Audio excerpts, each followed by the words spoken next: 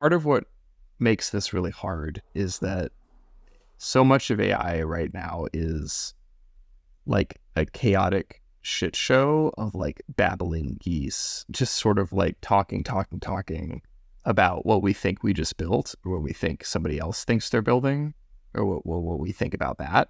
At the same time that we're being given billions of dollars to do either of those things. And it's just complete. It's not even beyond like whether or not people are being like good or bad at that. It's just totally just like, what is even happening?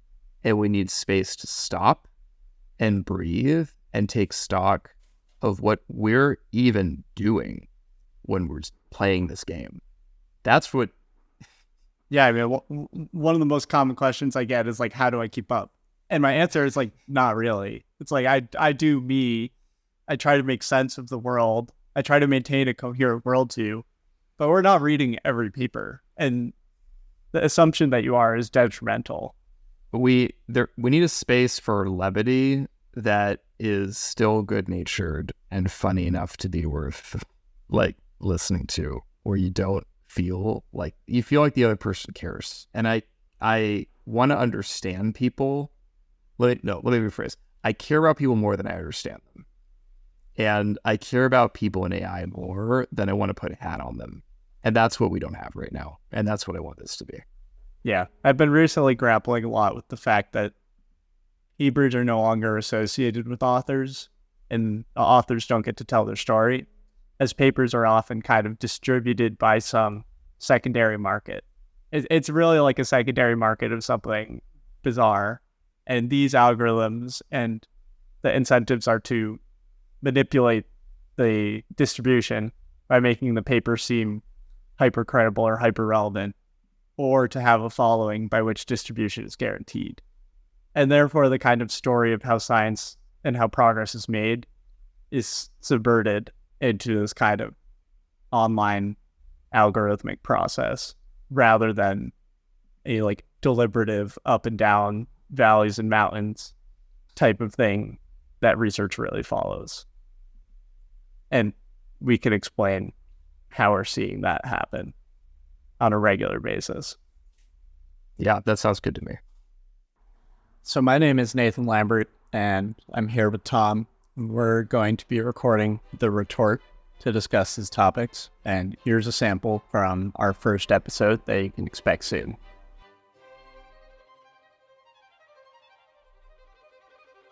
Right. I mean, the other analogy here, they're the ones who survived the winter of, the 80s and the decline and fall of expert systems.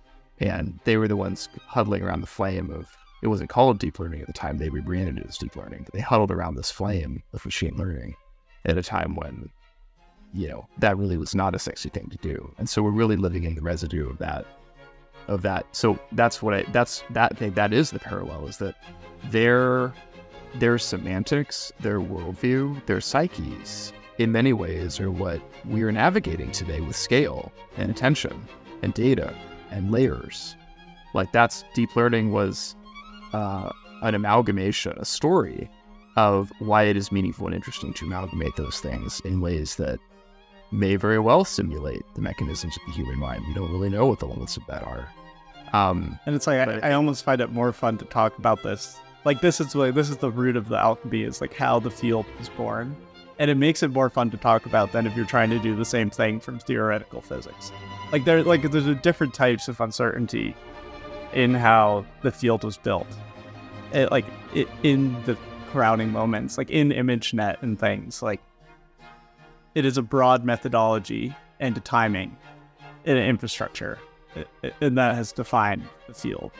Yeah, I mean, we can look forward to asking how to make it more scientific, but we can also look backward to asking what species of alchemy are we practicing, and how does it work, and what else could have been pursued, or what are the assumptions really that guided its creation? And that's not a critique exactly. I mean, but it does suggest there's a flavor of arbitrariness behind the way in which much of this work is built. There's a lot more I could say about that. There's even more recent, the ways in which different research strands percolate across each other in ways that, are unexpected. That's very much part of the culture of AI.